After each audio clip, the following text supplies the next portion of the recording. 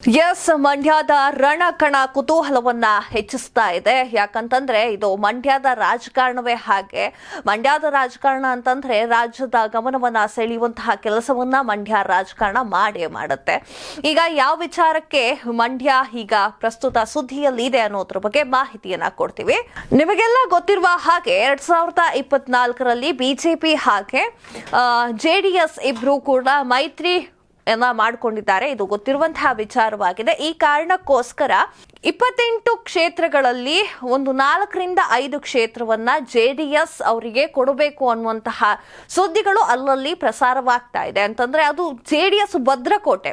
ಒಂದು 4ರಿಂದ 5 ಏನು ಕ್ಷೇತ್ರ ಇದೆ ಅಲ್ಲ, ಅದು ಜೆಡಿಎಸ್ ಭದ್ರಕೋಟೆಯಾಗಿದ್ದು ಅದರಲ್ಲಿ ಬಿಜೆಪಿಯವರು ತಲೆನೇ ಹಾಕಕ್ ಬರಲ್ಲ. ಯಾಕಂದ್ರೆ ಮಂಡ್ಯದಲ್ಲಿ ಬಿಜೆಪಿಯವರು ಈಗ ಒಂದು ಸ್ಪರ್ಧೆಯನ್ನ ಇಡ್ತಾರೆ ಅಂತಂದ್ರೆ ಅದು ಲಾಸ್. ಯಾಕಂದ್ರೆ ಅದನ್ನ ಏನು ಅಂತ ಹೇಳ್ತಾರೆ ಅಂತಂದ್ರೆ ಅದು ವೋಟ್ ಹೊಡೆಯುವ ಕಾರ್ಯ ಅಂತಾನೆ ಹೇಳ್ಬೋದು. ಯಾಕಂತಂದ್ರೆ ಬರಲ್ಲ, ಬಿಜೆಪಿ ಮಂಡ್ಯದಲ್ಲಿ ಬರಲ್ಲ. ಇದು ಗೊತ್ತಿರುವಂತಹ ವಿಚಾರವಾಗಿದೆ. ಮಂಡ್ಯ ಕ್ಷೇತ್ರದಲ್ಲಿ ಜೆಡಿಎಸ್ ಹಾಗೆ ಕಾಂಗ್ರೆಸ್ ಇದೆಯಲ್ಲ, ಆ ಅಭ್ಯರ್ಥಿಗಳೇ ಕಿತ್ತಾಡುವಂತಹ ಪರಿಸ್ಥಿತಿ ಇದೆ ಅಂತೆ. ಯಾಕಂತಂದ್ರೆ ಬಿಜೆಪಿಯಲ್ಲಿ ಯಾರೇ ನಿಂತ್ಕೊಂಡ್ರು ಕೂಡ ಅಲ್ಲಿ MP ಎಲೆಕ್ಷನ್ ನಿಂತ್ಕೊಂಡ್ರು ಕೂಡ ಬರೋದಿಲ್ಲ. ಅದು ಕಾಂಗ್ರೆಸ್ ಅವ್ರದ್ದು ಮತ್ತೆ ದಳದವ್ರದ್ದು ಭದ್ರಕೋಟೆ ಅಂತ ಹೇಳಿದ್ರೆ ತಪ್ಪಾಗಲ್ಲ. ಈ ಕಾರಣಕ್ಕೋಸ್ಕರ ಬಿಜೆಪಿ ಅವರು ಸ್ವಲ್ಪ ಹಿಂದೆ ಸರಿದಿದ್ದಾರೆ. ಅಂದ್ರೆ 2024ರಲ್ಲಿ ಮೈತ್ರಿ ಆಯ್ತಲ್ಲ, ಹಿಂದೆ ಸರಿದಿದ್ದಾರೆ. ಹಿಂದೆ ಸರಿದಾಗ JDS ನಿಂದ ಕುಮಾರಸ್ವಾಮಿ ಅವರು ತಾನು ಆ ಕ್ಷೇತ್ರದಲ್ಲಿ ನಿಂತ್ಕೊಳ್ತೀನಿ ಅಂತ ಹೇಳುವಂತಹ ಸುದ್ದಿಗಳು ಅಲ್ಲಲ್ಲಿ ಪ್ರಚಾರವಾಗ್ತಾ ಇದೆ. ಈಗ ಸುಮಲತಾ ಅವರು 2019ರ ಎಲೆಕ್ಷನ್ ನಲ್ಲಿ ಸುಮಲತಾ ಅವರು ಪಕ್ಷೇತರ ಅಭ್ಯರ್ಥಿಯಾಗಿ ಸ್ಪರ್ಧೆಯನ್ನ ಮಾಡಿದ್ರು. ಇದು ಗೊತ್ತಿರುವಂತಹ ವಿಚಾರವಾಗಿದೆ. 2018ರಲ್ಲಿ ಏನಾಗಿತ್ತು ಅಂತಂದ್ರೆ ಕಾಂಗ್ರೆಸ್ನವರು ಹಾಗೆ ದಳದ ಪಕ್ಷ ಅಂದ್ರೆ JDSನವರು ಮೈತ್ರಿಯನ್ನ ಮಾಡಿ ಸರ್ಕಾರವನ್ನ ನಡೆಸ್ತಾ ಇದ್ರು. ಈ ಕಾರಣಕ್ಕೋಸ್ಕರ 2019ರಲ್ಲಿ ಸುಮಲತಾ ಅವರಿಗೆ ಸೀಟ್ ಅನ್ನ ಕೊಡೋದಿಲ್ಲ. ಮಂಡ್ಯದಲ್ಲಿ ಸೀಟ್ ಕೊಡದೇ ಇರೋ ಕಾರಣಕ್ಕೋಸ್ಕರ ಅವರು ಪ್ರತ್ಯೇಕವಾಗಿ ಪಕ್ಷೇತರ ಅಭ್ಯರ್ಥಿಯಾಗಿ ನಿಂತುಕೊಳ್ತಾರೆ. ಅವರಿಗೆ ರೈತ ಸಂಘಟನೆಗಳಾಗಿರ್ಬಹುದು ಅಥವಾ ಸೆಲೆಬ್ರಿಟಿಗಳಾಗಿರ್ಬಹುದು, ದರ್ಶನ್ ಅವರು ಹಾಗೆ ಯಶ್ ಅವರು ಜೋಡೆತ್ತುಗಳ ತರ ನಿಂತ್ಕೊಂಡು 2019ರಲ್ಲಿರುವಂತಹ ಲೋಕಸಭಾ ಎಲೆಕ್ಷನ್ ನಲ್ಲಿ ಸುಮಲತಾ ಅವರು ಗೆಲ್ಲುವಂತೆ ಮಾಡಿದ್ರು. ಹಲವಾರು ಸಂಘಟನೆ ಅಂದ್ರೆ ಈ JDS ವಿರೋಧಿಗಳ ಅಷ್ಟು ಬೆಂಬಲಿಗರು ಅಂತ ಅಂದ್ರೆ ಮೋಸ್ಟ್ಲಿ ತಪ್ಪಾಗಲ್ಲ. ಆಗ 2019ರಲ್ಲಿ ಸುಮಲತಾ ಅವರು ಗೆದ್ದಿದ್ರು. ಈಗ ಆ ಪರಿಸ್ಥಿತಿ ಮಂಡ್ಯದಲ್ಲಿ ನಿಜಕ್ಕೂ ಇಲ್ಲ. ಆಗ ಸ್ವಲ್ಪ ಅನುಕಂಪದಲ್ಲೂ ಕೂಡ ಇವರು ಇದ್ರು, ಯಾರೋ ಸುಮಲತಾ ಅವರಿದ್ರು. ನಾನು ಮಂಡ್ಯದ ಸೊಸೆ ಅಂತ ಹೇಳ್ತಿದ್ರು.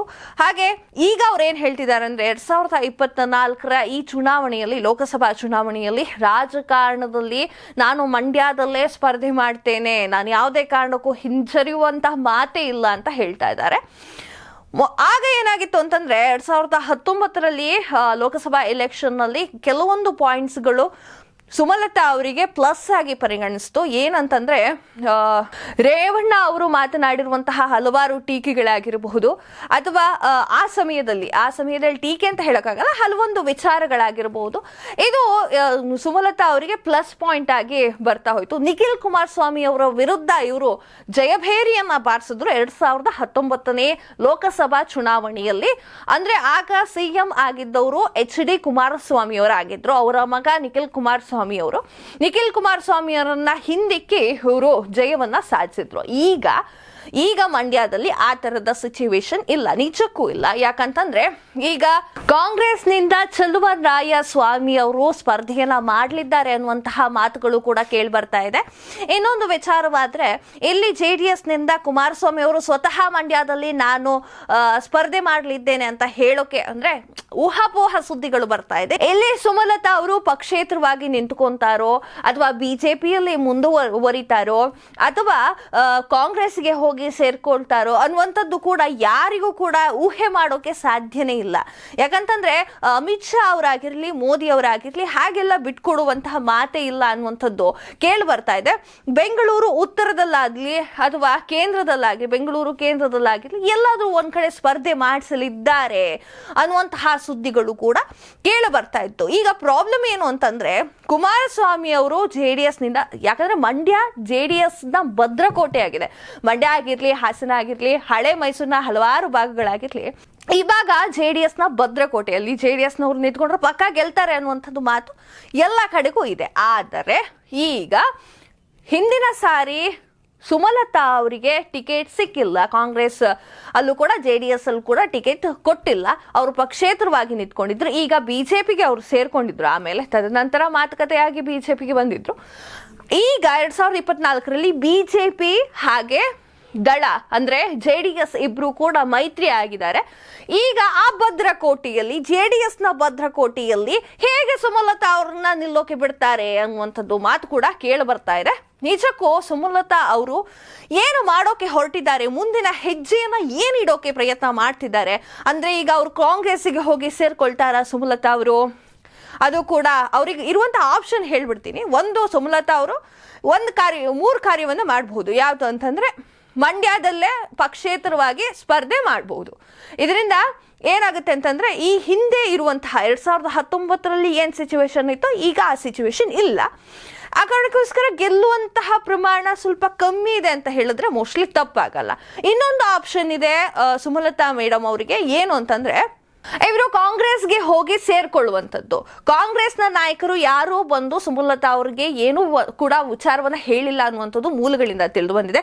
ಕಾಂಗ್ರೆಸ್ನವರು ಸುಮಲತಾ ಅವರಿಗೆ ಏನೂ ಮಾತಾಡಿಲ್ಲ, ಅವ್ರ ನಡುವೆ ಮಾತುಕತೆ ಆಗಿಲ್ಲ ಅಂತ ನಡೀತಾ ಇದೆ. ಇನ್ನೊಂದು ಆಪ್ಷನ್ ಕೂಡ ಇದೆ, ಸುಮಲತಾ ಅವರು ಬಿಜೆಪಿ ಅವ್ರ ಹತ್ರ ಹೇಳ್ಬೋದು, ಆ ಕ್ಷೇತ್ರವನ್ನ ಏನು ಮಂಡ್ಯ ಕ್ಷೇತ್ರವನ್ನ ದಯವಿಟ್ಟು JDS ಅವರಿಗೆ ಬಿಟ್ಟು ಕೊಡಬೇಡಿ, ಬಿಜೆಪಿ ಹತ್ರನ ಇಟ್ಕೊಳ್ಳಿ ಅಂತಾನು ಈ ತರನು ಕೇಳಬಹುದು. ಈ ಮೂರರಲ್ಲಿ ಏನ್ ಕೇಳ್ತಾರೆ ಅಥವಾ ಏನ್ ಮಾಡ್ತಾರೆ, ಅಥವಾ ಬೇರೆಯವ್ರು ಹೇಳ್ದಂಗೆ ಯಾರು ಅದೇ ಪಕ್ಷದಲ್ಲಿ ಬಿಜೆಪಿಯಲ್ಲಿ ಏನ್ ಹೇಳ್ತಿದ್ದಾರೆ, ಬೆಂಗಳೂರು ಉತ್ತರ ಆಗಿರ್ಬೋದು ಅಥವಾ ಕೇಂದ್ರ ಆಗಿರ್ಬೋದು, ಯಾವ್ದಾದ್ರು ಒಂದು ಕ್ಷೇತ್ರವನ್ನ ಕೊಡ್ತಾರೆ, ಹಾಗೆ ಸುಮ್ಮನೆ ಬಿಡಲ್ಲ ಸುಮಲತಾ ಅವರಿಗೆ ಅಂತ ಏನ್ ಹೇಳಿದಾರಲ್ವಾ, ಮೋಸ್ಟ್ಲಿ ಅದಕ್ಕೆ ಹೂ ಅಂತ ಕೂಡ ಅವ್ರು ಹೇಳ್ಬೋದು. ತುಂಬಾ ಆಪ್ಷನ್ ಇದೆ, ಅವ್ರು ಏನು ಮಾಡ್ತಾರೆ ಅನ್ನೋದನ್ನ ನಾವೆಲ್ಲ ಕಾದು ನೋಡ್ಬೇಕಾಗಿದೆ. ಸುಮಲತಾ ಅವರು ಕುಮಾರಸ್ವಾಮಿ ಅವರನ್ನ ಸ್ಪರ್ಧೆಯನ್ನ ಮಾಡ್ತಾರಾ, ಅಥವಾ ಚಲುವನಾರಾಯಣ ಸ್ವಾಮಿ ಅವರ ವಿರುದ್ಧ ಸ್ಪರ್ಧೆ ಮಾಡ್ತಾರಾ, ಅಥವಾ ಯಾವ ತರ ಸ್ಪರ್ಧೆನ ಮಾಡ್ತಾರೆ? ಮಂಡ್ಯದಲ್ಲೇ ಸ್ಪರ್ಧೆ ಮಾಡಲ್ವಾ? ಬೆಂಗಳೂರು ಉತ್ತರಕ್ಕೆ ಬರ್ತಾರಾ, ಅಥವಾ ಬೆಂಗಳೂರು ಕೇಂದ್ರಕ್ಕೆ ಬರ್ತಾರಾ, ಅಥವಾ ಬೇರೆ ಕ್ಷೇತ್ರದಲ್ಲಿ ಸ್ಪರ್ಧೆಯನ್ನ ಮಾಡ್ತಾರಾ? ಇದೆಲ್ಲದನ್ನ ಕಾದು ನೋಡ್ಬೇಕಾಗಿದೆ. ಸುಮಲತಾ ಅವರು ಯಾವ ನಿರ್ಧಾರವನ್ನ ಕೈಗೊಳ್ತಾರೆ ಅನ್ನೋದು ಕೂಡ ಇಡೀ ಕರ್ನಾಟಕದ ಜನರು ಕಾದು ನೋಡುವಂತಹ ಪರಿಸ್ಥಿತಿ ಎದುರಾಗಿದೆ. ಅದೇ ಹೇಳದ್ನಲ್ಲ ಮೊದಲೇ, ಮಂಡ್ಯ ರಾಜಕೀಯ ಅಂತಂದ್ರೆ ಇಂಡಿಯಾನು ಕೂಡ ತಿರುಗಿ ನೋಡುತ್ತೆ, ಅಲ್ಲಿವರೆಗೆ ಸದ್ದು ಮಾಡುತ್ತೆ ಮಂಡ್ಯ ರಾಜಕೀಯ ಅಂತ. ಈಗ ಕಾದು ನೋಡ್ಬೇಕಾಗಿದೆ ಸುಮಲತಾ ಅವರು ಯಾವ ತೀರ್ಮಾನವನ್ನ ತೆಗೆದುಕೊಳ್ತಾರೆ ಅಂತ. ಎಸ್, ಇದಿಷ್ಟು ಈ ಹೊತ್ತಿನ ಸುದ್ದಿಯಾಗಿತ್ತು. ಮತ್ತಷ್ಟು ಸುದ್ದಿಗಳಿಗಾಗಿ ನೋಡ್ತಾ ಇರಿ ಕರ್ನಾಟಕ ಟಿವಿ, ಇದು ಕನ್ನಡಿಗರ ಧ್ವನಿ.